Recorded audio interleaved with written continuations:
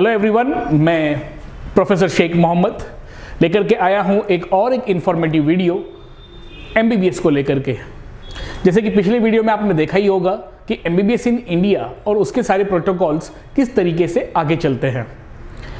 आज हम लोग देखेंगे कि एक बच्चे को, एक स्टूडेंट्स को जो एमबीबीएस एस्पायरेंट्स है, उनको क्या और ऑप्शंस होते हैं। ये एक इन्फॉर्मेटिव वीडियो ट्रेल कर रहा है हमारे फर्स्ट वीडियो से, तो जिन लोगों ने फर्स्ट वीडियो नहीं देखा है ज़रूर देखें, इट वॉज वेरी इंफॉर्मेटिव। उसी के साथ में ही सेकेंड चेन ऑफ वीडियो है। तो लेकर के आते हैं मिलेनियम एमबीबीएस ओवरसीज की तरफ से ये इन्फॉर्मेशन पार्ट। जैसे कि आप सब जानते हैं कि एक क्वेश्चन अक्सर सताता है, what if I don't get an MBBS in India. क्या होगा अगर मुझे एमबीबीएस इंडिया में एक सीट नहीं मिलेगी। तो आपके पास बचते हैं चार चॉइसेस, चार important choice. Choice number 1, apply for Ayush, that is BAMS. Choice number 2, in Ayush only, second options, apply for BHMS. Third choice बचती है, कई बच्चे अप्लाइड मेडिकल साइंसेस या बायोमेडिकल साइंसेस में अप्लाई कर जाते हैं। एंड चौथी चॉइस, जिनको एमबीबीएस ही करना है, वो करते हैं नीट रिपीट। तो चार चॉइस हमने अक्सर देखा है, एग्जाम्स हो जाते हैं, कीज डिक्लेयर हो जाती है, कई बच्चे अपना नाव डोलना शुरू कर देता है, तो वो सोचते हैं कि अब क्या करें। कई बच्चे श्योर होते हैं कि मैं 600 से ज़्यादा ही लाऊंगा, तो वो श्योर होते हैं, तो रिजल्ट्स का वेट करते हैं। लेकिन कई बच्चे ऑप्शंस ढूंढना शुरू कर देते हैं। तो चॉइस 1, चॉइस 2, चॉइस 3 कुछ नहीं मिला तो एक काम करते हैं, नीट रिपीट करते हैं। लेकिन यहाँ पर सबसे इंपॉर्टेंट ये चीज़ है कि नीट रिपीट किसे करना चाहिए, हु मस्ट रिपीट नीट। आपके लिए लेकर के आया हूं एक इंफॉर्मेटिव पार्ट, नीट रिपीट किसे करना चाहिए। अब कोचिंग क्लासेस वाले तो कहते हैं कि अगर आप डिस्क्वालीफाई भी हो गए तभी आप रिपीट करिए, अगर आपको क्वालिफाइंग मार्क्स भी नहीं मिल रहे हैं तभी भी आप करिए, 180 मिल गए हैं आपको, अरे ज़रूर कोशिश करिए। बच्चों, चॉइस आपकी है रिपीट करने की।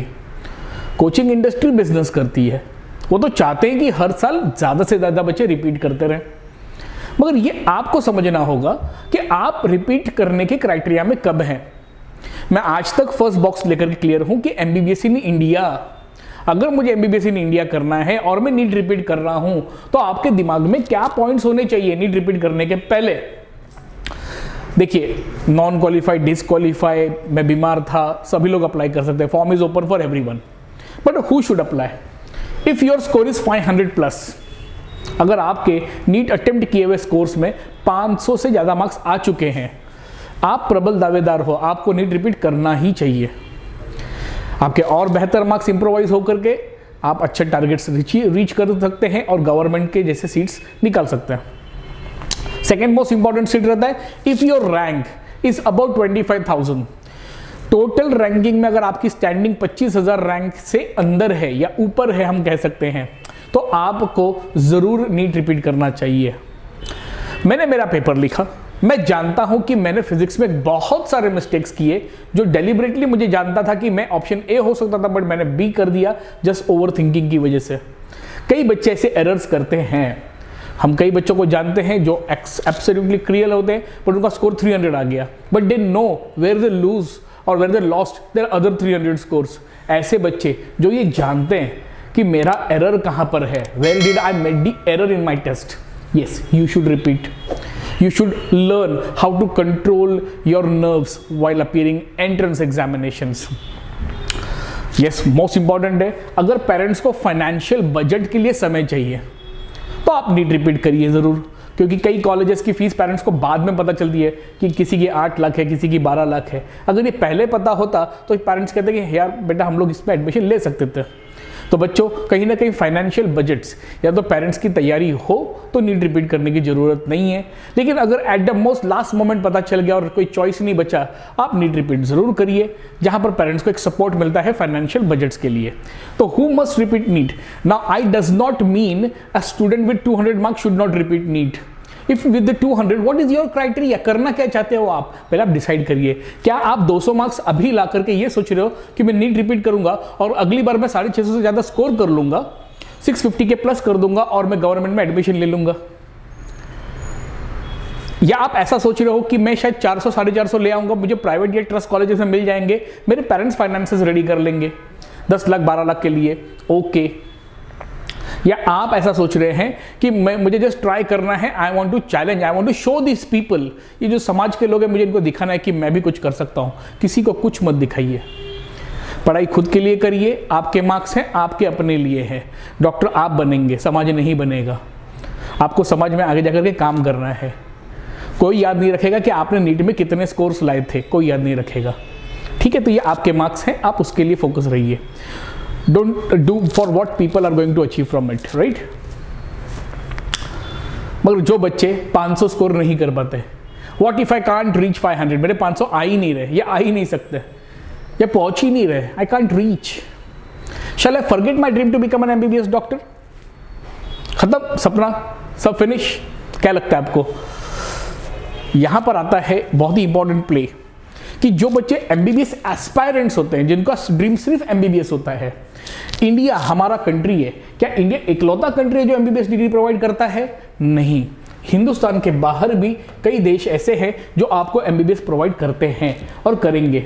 जैसे कि अभी यहाँ पर हम लोग एक डैश लाइन से मैं बता सकता हूँ आपको कि जैसे कि ये हमारी कंट्री है, right. In this country lineups we say that from our country we can decide who all can be reached. You have this whole globe in front of you, this is American continent. क्या आप America जा सकते हैं? Budget is the primary thing, secondary thing उनके खुद के criterias, student visas कितने आसानी से मिलते, कौन सी यूनिवर्सिटी देती है, कितने ईयर्स के उनके कोर्सेज हैं, उनकी यूएसएमएलई नाम की एंट्रेंस होती है, क्या वो हम क्रैक कर पाएंगे? यहाँ पर इंग्लैंड है यूरोपियन पार्ट्स में, तो इंग्लैंड के यूरोपियन काउंसिल्स में आप लोगों को एडमिशन चाहिए तो पीलैब देना होता है, पीलैब वहाँ की एंट्रेंसेस है, कितने ईयर्स का प्रोग्राम होगा, कितना बजट लगेगा इसके लिए।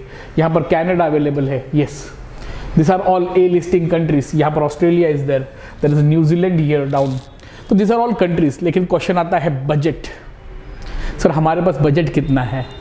तो कई पिछले कुछ सालों में हमने देखा कि कैरिबियन आइलैंड्स, यहाँ पर कुछ कैरिबिया के आइलैंड्स है जो यूनाइटेड स्टेट्स ऑफ अमेरिका को बहुत ही करीब है, तो कई लोगों ने यहाँ पर भी कॉलेजेस ऑफर किए। किसी के पैकेज 65 लाख, 75 लाख, 85 लाख, 90 लाख ऐसे पैकेजेस थे 5 ईयर्स कोर्स के, जिसमें कहा गया था कि आपको नीट देने की जरूरत नहीं है, नीट की कोई रिक्वायरमेंट्स नहीं, डायरेक्टली आप अमेरिका में आकर के पढ़िए।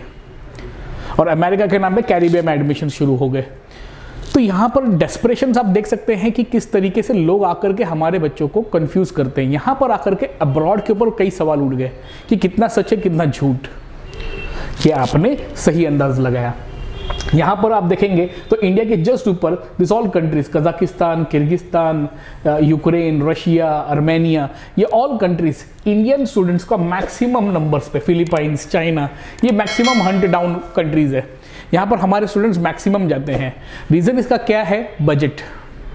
ये हमारे बजट फ्रेंडली होती है, nearest to us, comfortably student MBBS करके रिटर्न आते हैं। कई सवाल इसमें भी हैं, डेफिनेटली हर एक सवाल को क्लियर करना ही मैंने एक पर्सपेक्टिव उठाया है कि स्टूडेंट्स के पास में कंट्री वाइज वीडियोस लेकर के आऊँगा।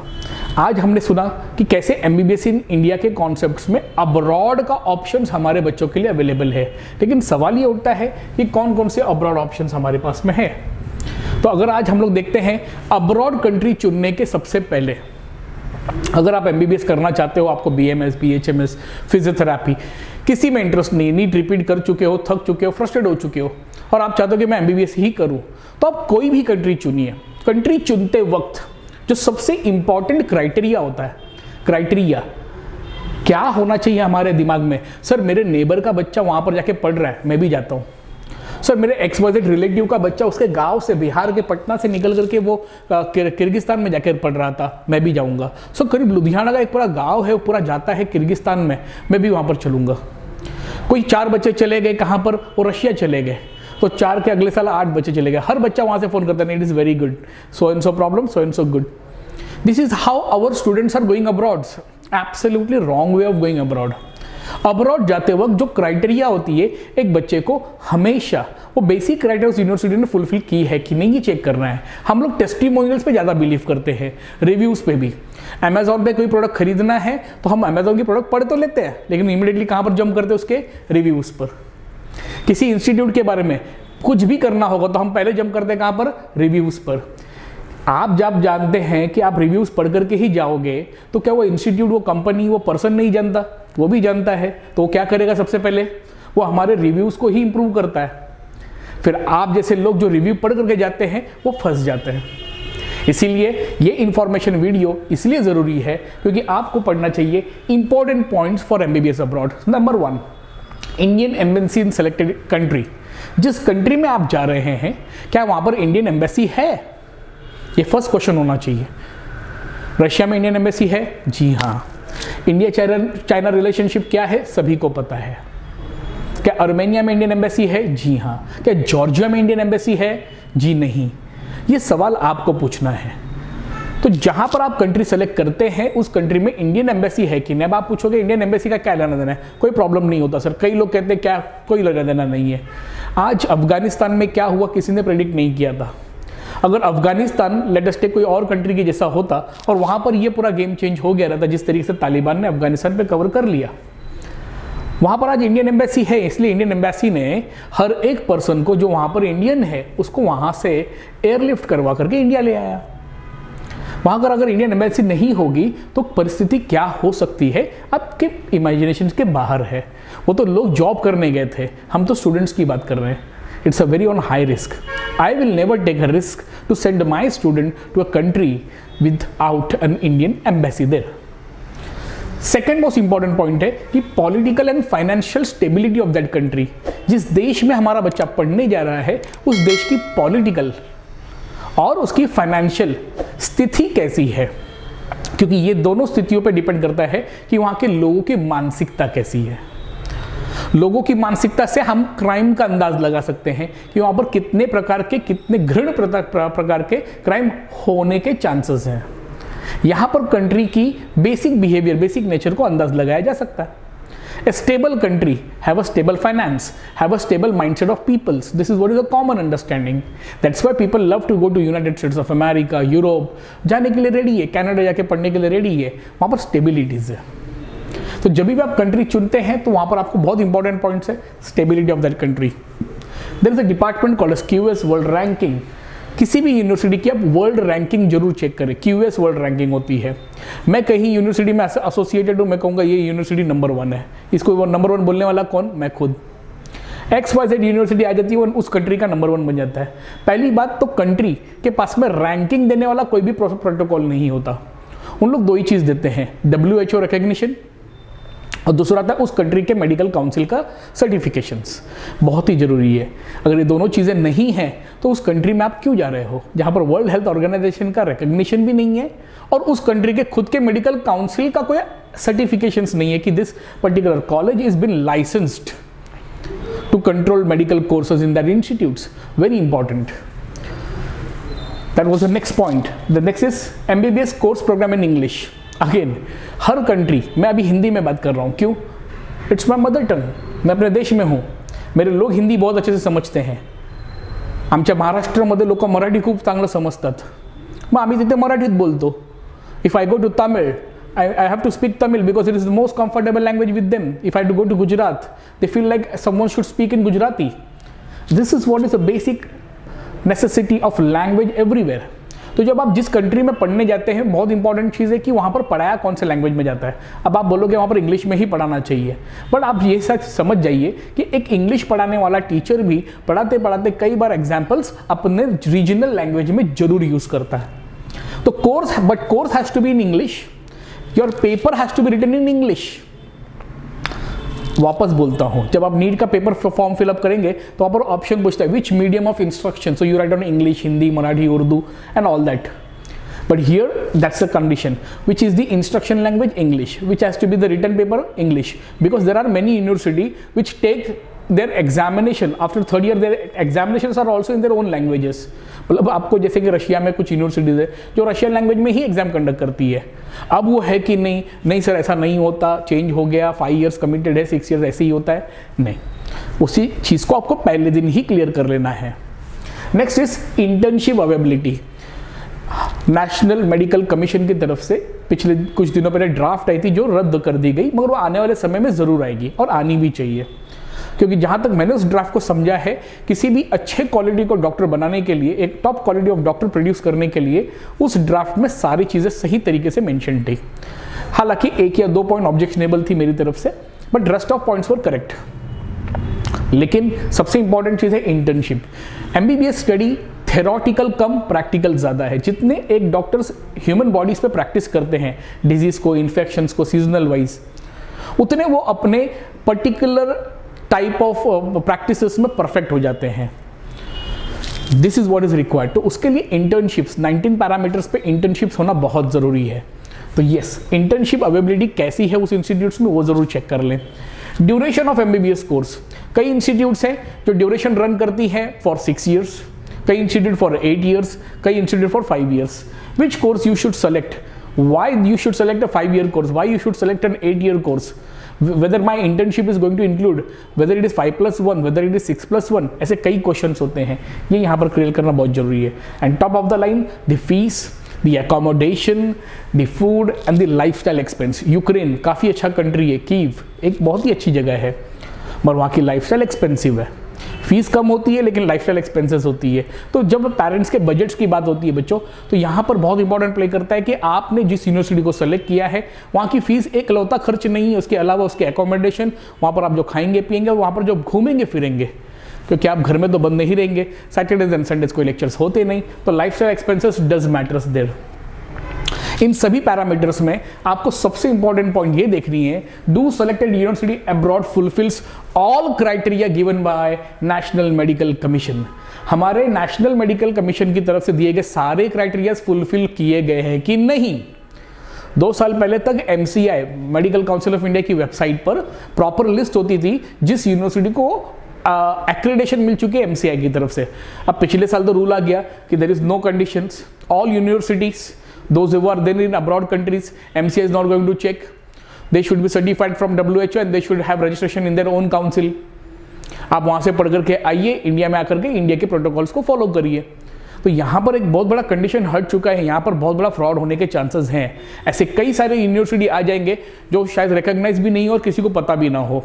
तो ये एक कॉल जहाँ पर MCI ने लेनी चाहिए कि MCI को इस चीज़ को रोल बैक करके फिर से उन सारे यूनिवर्सिटीज़ को लिस्ट करना है, जहाँ पर एक पेरेंट्स को, एक स्टूडेंट को इजी जाए कि वो वेरीफाई तो करे कि ये particular college is bin affiliated और सैंक्शनड और ऑथोराइज्ड और recognized by our MCI also. So it is my request to MCI to recognize these colleges. It was a correct method, but so मैं अगले video में लेकर के आऊँगा आपके पास में। अभी जैसे कि यहाँ तक आपने देखा कि किस तरह हमारे पास में प्रोविजंस बहुत सारे हैं। अब MBBS अब्रॉड्स मैं आपको लेकर के आऊँगा अलग अलग कॉलेजेस, उनके cut off dates, so that you can plan your universities and start early. With all this information, I myself, Dr. BSM, brought you different ideas on front foot. I hope you all are studying well for your NEET examination, prepare it well, but on the other hand, keep your choices ready.